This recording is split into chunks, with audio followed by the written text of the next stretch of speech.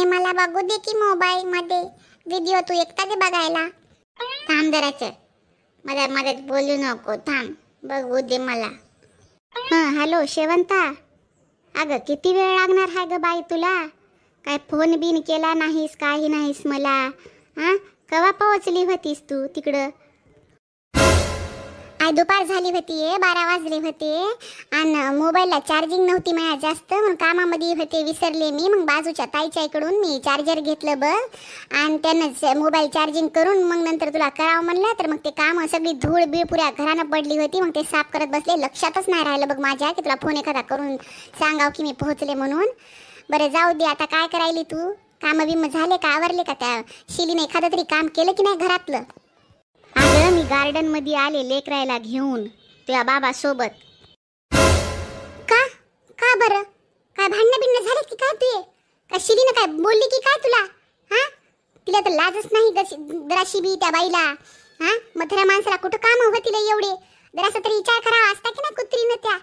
तुला काय बोलली आई खरं सांग बरं मला. आता लय डोकं सरकलं, मला मारलं तर मारलं, मात्र तुला जर हे करत असेल ना तर तिथे येऊन मी तिच्या झिपोटाच लुसते. आता लय झालं बघ तिचं. कुत्री कुठली की माझ्या माय बापाला गार्डन मध्ये येऊन बसावं लागायले. सगळं असताना सुद्धा, घरदार असताना काय केलं तुला सांग बरं तिनं नेमकं? मला खरं ते सांग बरं आई, एकच गोष्ट लपवू नको बघ मला. आता बस झालं, खूप झालं त्या कुत्रीचं. अगं बस बस बस, इतकं बोलू नको, दम लागायलाय तुला बोलताना. एवढं काही झालं नाही. तुझे बाबा आणि मी दोघे जण आम्ही सोबत आलो लेकरायला घेऊन आणि ते चिप्स कुरकुरे चॉकलेट आणतो म्हणले आणि आम्ही सौखोशीनं गार्डनमध्ये आलो. मला एकही काम शिलानं करू दिलं नाही, काही नाही. मी सकाळी फक्त चहा तेवढा करून पिला, नंतर तिनं सगळं स्वयंपाक बिपाक सगळा करतो म्हणली. त्या बाई म्हणली तुम्ही जा लेकरायला घेऊन गार्डनमध्ये बाबासोबत म्हणली. आणि मग मी आले इकडं बघ. आता तीच सगळं घरचं सगळं कामं तीच करायली, भांडे तीच घासतो म्हणली, स्वयंपाक कपडे फरशी भांडे जे काय आहे ते सगळं घरातलं तीच करणार आहे. आणि मला एका कामाला तिनं हात लावू दिला नाही आणि सगळं व्यवस्थित बोलली बघ, एकही शब्द वाकडा दिला नाही बघ तिनं मला. काय खरं बोलायलीस की तू आई? मला तर विश्वासच येईना झालाय. का खरं मजाक करायली तू का राग रागा असं मला सांगायलीस तू? कारण असं स्वप्न जरी मला पडू शकत नाही की बापा शिली काम करत असेल आणि तुला गार्डनला पाठवले म्हणून सौ खुशीनं. हां तू खरंच बोलायलीस की मनातून, म्हणजे का असं वरून वरून बोलायली का खरं काही झालं तर नाही ना घरामध्ये? अगं नाही ग, तुझी शपथ ग शेवंता. तिनं सगळे कामं करतो म्हणली ना. आम्ही आलो बघ गार्डनमध्ये, आज मला लय छान वाटायलंय बघ. खरं ते सांगते तुला न, ती तू असल्यावरच अशी करायली बघ. आज तिच्या अंगात भूतही नाही ना काहीच नाही.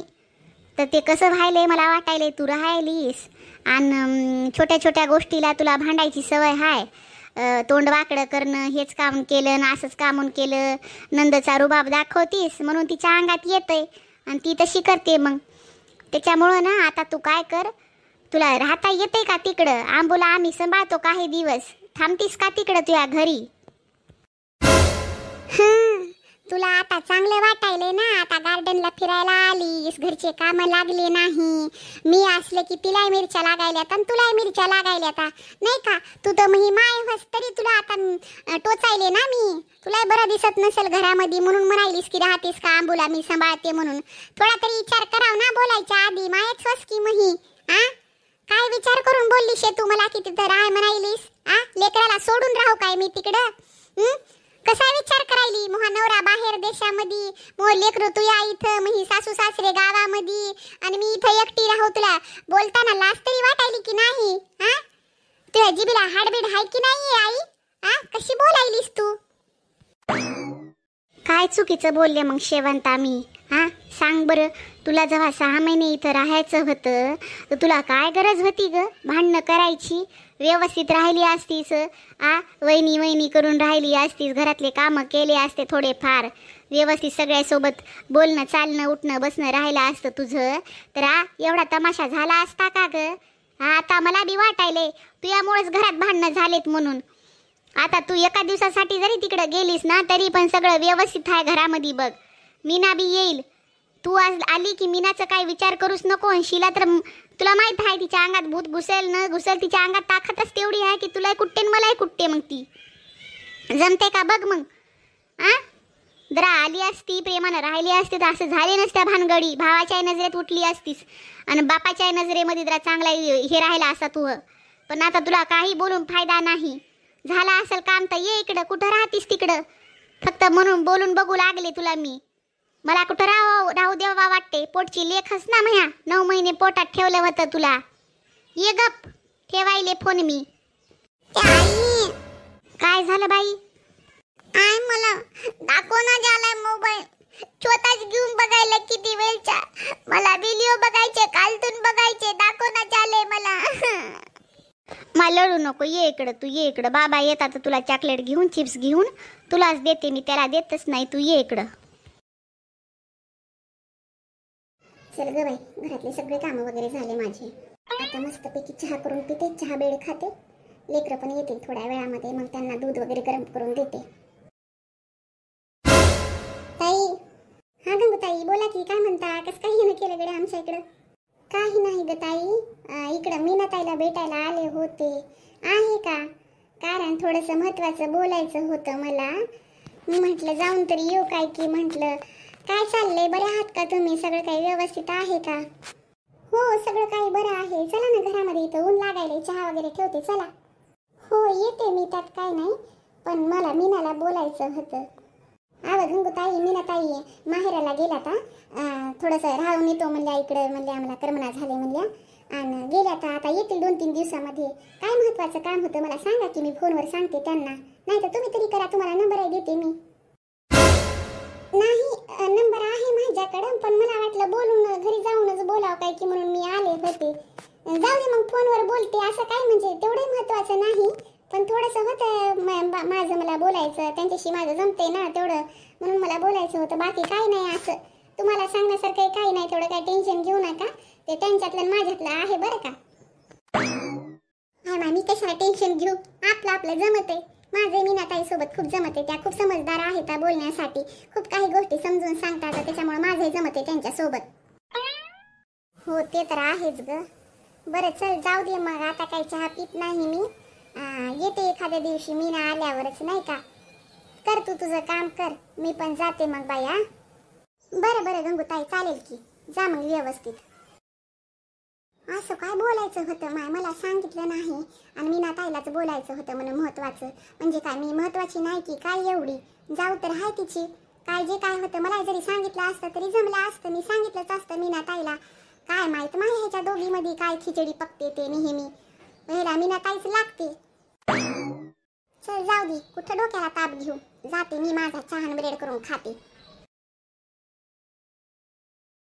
बरं ठीक आहे, जाय मग व्यवस्थित. हा शेवंता. हो, मला तर काढून देण्याच्याच मागे राहणार तुम्ही. तुम्हाला कुठं बरं दिसते? जाय मग शेवंता. काय गरज आहे असं म्हणायची? जाऊच लागले की. घरी कार मरायली, मात्र मला कार मध्ये सुद्धा बसून येता आलं नाही. तुमचं बाहेर देशातलं नाटक कव्हा संपत आहे की कव्हा घरी घेऊन येता की मला तिथं खपावं लागायले, माहेरात जाऊन राहावं लागायले. अगं बस झालं ना आता, कशाला उगं दुसरे बघतात ग. इकडं ओरडू नको एवढं शेवंता. कार मध्ये मग आपल्या इकडं, माझ्या इकडं कार नाही, काय नाही. तुझ्या इकडेच कार ठेवली होती. त्याला सांगून आलो होतो की बाहेर देशात जायचे, मग येताना घेऊन यावं असते की कार. हो, मला लय कार चालवता येते. मला शिकवली ना तुम्ही, नाही का?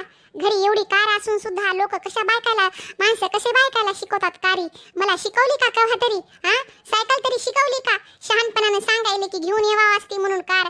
तुमच्या का बापानं शिकवली होती की काय मला सांगायले तोंडवरी करून? बापू, ही बाई तर लय डेंजर दिसायली. मायो, नवऱ्याला असं बोटावर नाचवती. मी एवढं कवा माधवला घाण बोलले नाही आणि एवढं ओरडून चिडून बोलले नाही. हे माणूस कसं सहन करत असेल बापा एवढ्या डेंजर बाईला. मी जर असं जर बोलले तर आमचं दोघांचं नातं तुटायला 1 मिनिट लागणार नाही. बरं जाऊ दे, आताच सोड.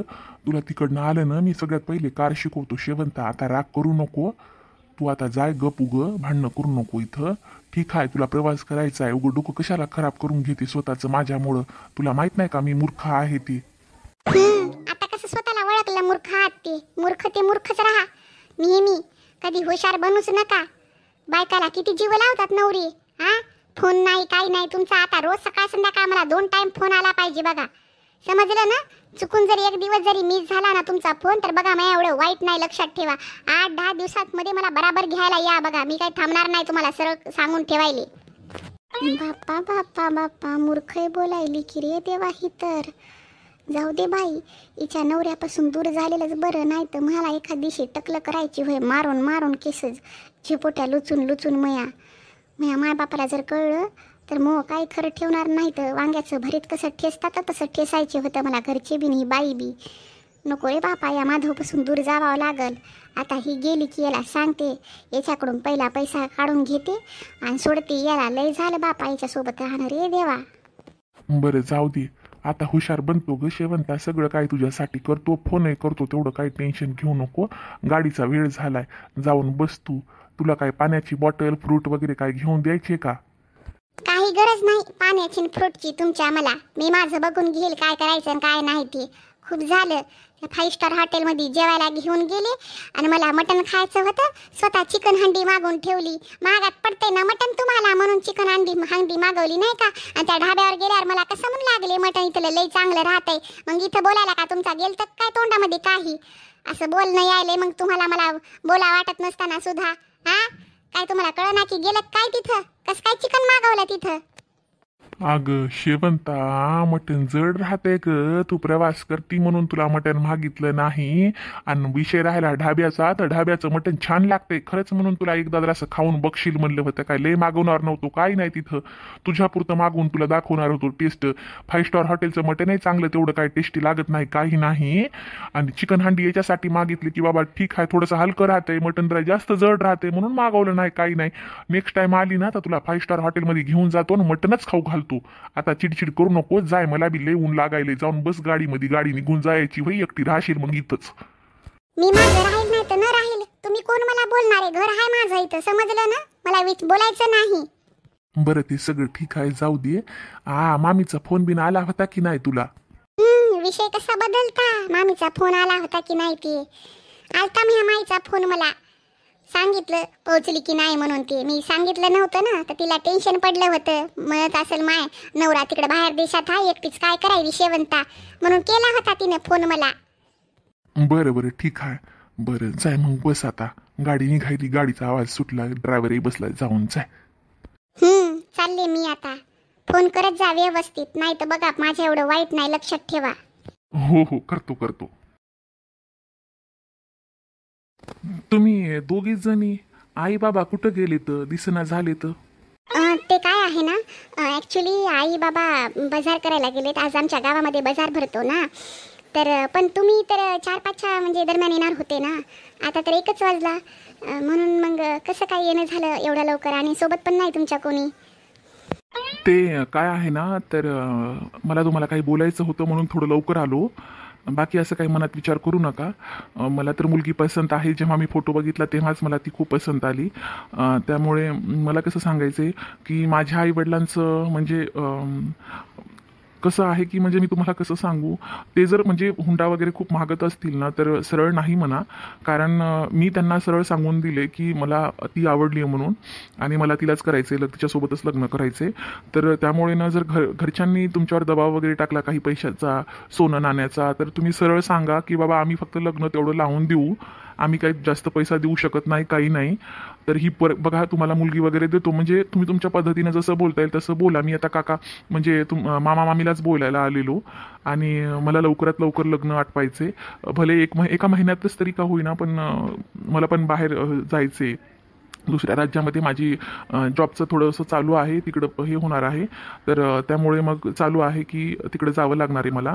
म्हणून मग मी फक्त एवढं सांगण्यासाठी आलो आहे की जर घरच्यांनी तुम्हाला काही हुंड्याबद्दल, पैशाबद्दल, सोनं नाणं, गाडी काही बोलत असतील तर सरळ तुम्ही नाही म्हणून टाका. कारण घरच्यांना माहीत आहे माझ्या मनात ही म्हणजे बसली, एकदा मला आवडली म्हणजे विषयच संपला, मी हिच्यासोबतच लग्न करणार आहे.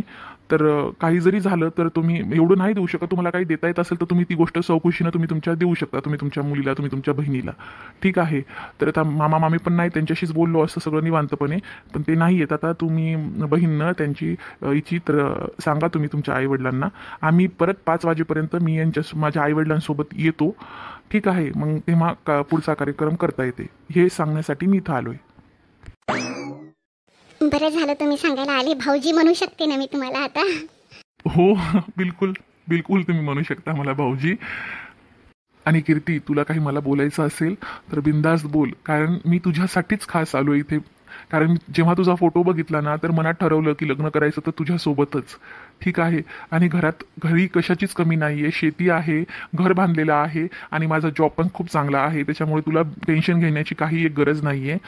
माझे आईवडील पण खूप चांगले आहेत, पण म्हणतात ना सासू सासरे थोडे असतातच, तर त्यामुळे फक्त हुंड्याच्या बाबतीतच थोडा विषय चालला होता आमच्या घरी. आणि जर ते सांगत असतील तर थोडंसं तुम्ही तुमच्या आईवडिलांना सांगून हे करून घे. ठीक आहे. तुला काही मनात बोलायचं असेल तर मला बिंदास्त बोल. ताई तुला काय बोलायचं असेल तर बोलून घे. मी बाहेर जाते थोड्या वेळासाठी. ठीक आहे. कीर्ती, तुझ्यासाठीच बसलोय, बोल मला. काय बोलावं काही समजतच नाहीये. मला तर लग्न करायचंच नव्हतं. म्हणजे मी ते माझं वय पण झालं होतं, त्यामुळे मग मी विचारच करणं बंद केला होता. कारण 20-22 वर्षापर्यंत 25 वर्षापर्यंत लग्न करतात मुली. मग मला असा विचारच येणं बंद झाला होता. पण तुम्ही भेटलात आणि मला पसंतही केलं आणि लग्नासाठी पण आलात, पुढं होऊन चालून आलात आणि हुंड्यासाठी पण. हेच माझ्यासाठी खूप जास्त आहे. खूप म्हणजे थँक्यू सो मच की मला कोणीतरी भेटलं. मी माझ्या मनातलं जे काही बोलायचं ते व्यक्त करू शकत नाही आहे. मला एवढंच बोलायचं आहे की मला पण तुम्ही खूप आवडता आणि मी तुमच्यासोबत चौकशीनं तुमच्या घरी येण्यासाठी तयार आहे. बस मी ह्याच्या व्यतिरिक्त काही बोलू शकत नाही आता सध्या तरी. एवढं टेन्शन घेऊ नकोस. काही जे मनातलं असलं तरी पण मी तुझं सगळं स्वीकारण्यासाठी तयार आहे. आणि लवकरात लवकर लग्न करून तुला मी माझ्या घरी घेऊन जाणार आहे. आणि आज आम्ही 5 वाजता परत येणार आहे तुझ्या म्हणजे आईवडिलांसोबत माझ्या. तर मामा मामी मला भेटतील तेव्हा आणि त्यांच्याशीही बोलून घेतो मी. ठीक आहे. तू काही काळजी करू नकोस. आणि मला खरंच तू खूप आवडली कीर्ती. ठीक आहे.